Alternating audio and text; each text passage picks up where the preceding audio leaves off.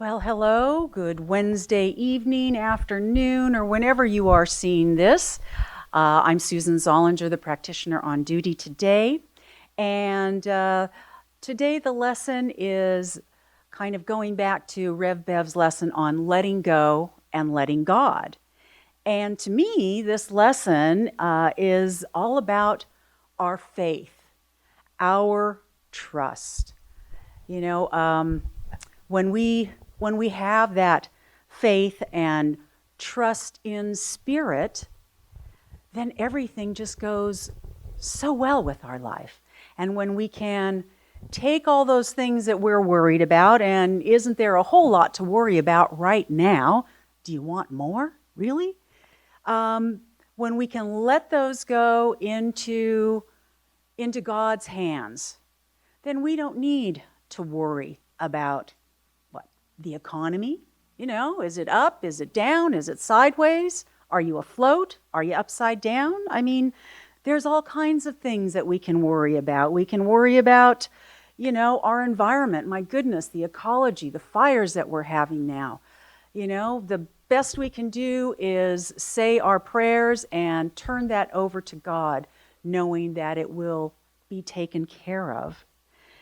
And, you know, there's also things to worry about. What about our health and wellness? We've got health and wellness versus COVID-19. Ooh, I don't really want to be worrying about that either. I give that over to God.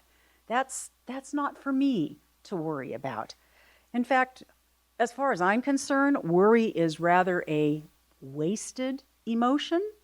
I've been one of those people who haven't really ever worried about anything. And luckily, God's been watching over because, of course, things that I probably should be worried about, I haven't been, but they still work out for me. You know, and let me tell you a little story about letting go and letting God, and how I really put this to the test in my life. Way back, I know some of you know my story that I had moved to Kauai, Hawaii for 26 years, and then I came back a little more than 9 years ago to take care of my mom. But to get to Kauai was an interesting process. I had been feeling fairly restless in my life about living in Los Angeles, working in Los Angeles. There was a whole lot of restlessness and dissatisfaction in my life at the time. And so about 2-3 years, I'd been feeling this rumblings of restlessness. So I would go, and when I took my vacation, I would go and visit friends. And I had friends that lived in different parts of the country. In fact, I had one woman friend of mine who had quite the wanderlust, and she would be going here and there. So she moved to Telluride for a while, a very short while, but I went to go visit her there. And this same friend ended up moving to Kauai. And so one of my vacations, I decided I'm going to Kauai to see what it's like. I had never been to Hawaii. And it was, of course, wonderful. You know, it was back in 1984, 85, I believe, when I went for a visit. And, I just loved it so much. I thought, this is the place I want to put down my roots. This is the place that is for me. This place is calling me. And my friend did her best to show me around in the beautiful beaches and the backcountry roads and the plantations and all kinds of wonderful adventures that I had. And kind of the icing on the cake, if you will, was a beautiful concert by these local musicians and dancers, and they had the Tahitian dancing and the hula dancing and Maori dancing, and they had wonderful, wonderful music that I was listening to, and so it just felt so welcoming. It felt real to me. It felt to be my place. So before I left, knowing that I was going to have to go home and go back to work and all this, I'm thinking, I'm going to do it. I'm going to quit my job and I'm going to move here. I didn't really know how this was going to look, but I knew that was the thing to do for me. So I called my work and talked to my supervisor, and I said, okay, guess what? I'm going to come back, but I'm actually quitting. And my supervisor said to me in a whispered, rather urgent tone, you can't quit. And I'm thinking, oh no, what now? And I said, okay, why's that? And his voice got even smaller and a tighter whisper, and it sounded like he actually crawled under his desk to talk to me. And he said, you can't quit because we laid you off. And I thought, boy, is that good news. I can go here and I will be able to collect unemployment. So I won't have to worry about some income for a while, because I was been told it's kind of, shaky trying to find a job over on the islands. And since I had pretty much spent a lot of my time in banking, I thought, well, that might take a little while, but boy, is this good news. So here I am taking a leap of faith, letting go of any kind of fear that this might not work out, because already in just calling my supervisor, I'm finding like universe is lining up for me. Hey, guess what? You're going to collect a paycheck over there. This was awesome. And so from there, and this was just at the beginning of my understanding of science of mind, because my only real acquaintance up to that time had been through Louise Hay's book, You Can Heal Your Life. And I had gone through that and read it, and she had such wonderful affirmations. And then I think another friend of mine had given me a Louise Hay calendar with all this wonderful positive affirmation every day. And the one that I held out and took with me and put on my car so I saw it all the time was about the universe cares and is my supply. I know that's not exactly right, but basically it was, no matter what I'm doing, the universe is there to support me. Well, this was my first evidence of that.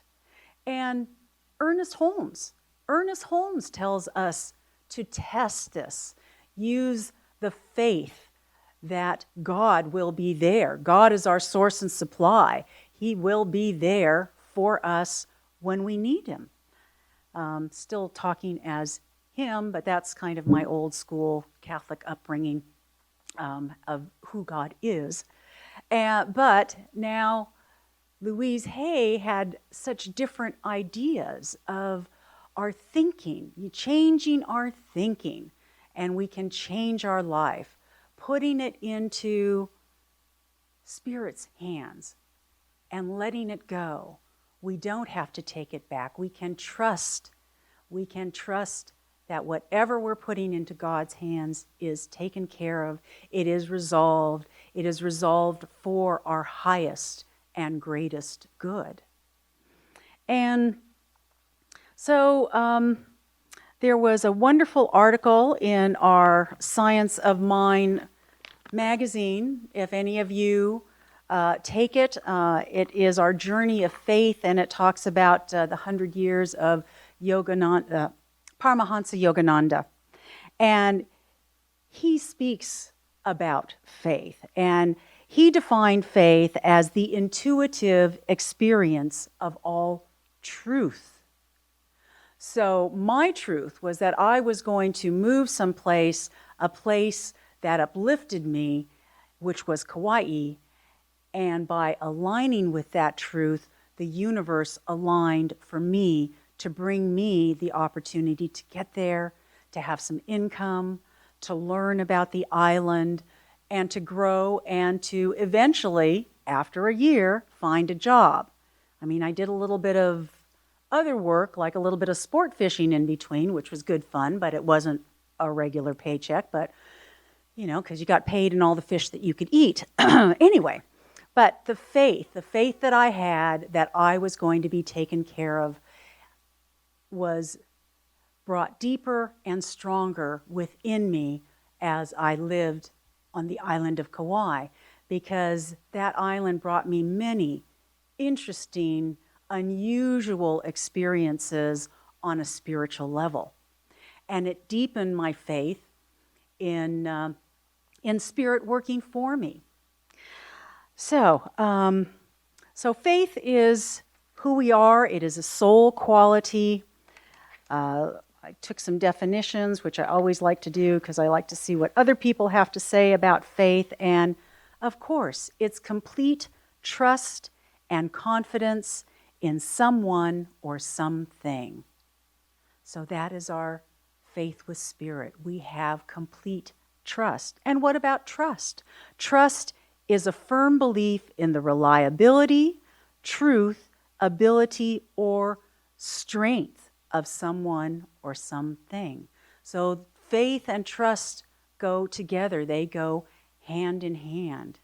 So when we have anything that is bothering us, something that we worry about, that we need to release, because worry doesn't do us any good. Worry puts lines on our face. It makes us look older. Let's release that worry. Let's give it to God. Let us see the results of God working for us, with us, and through us, because God is working as us. When we trust that the results are going to be good, because I don't worry about those details. I don't need to know the how of how things are supposed to be.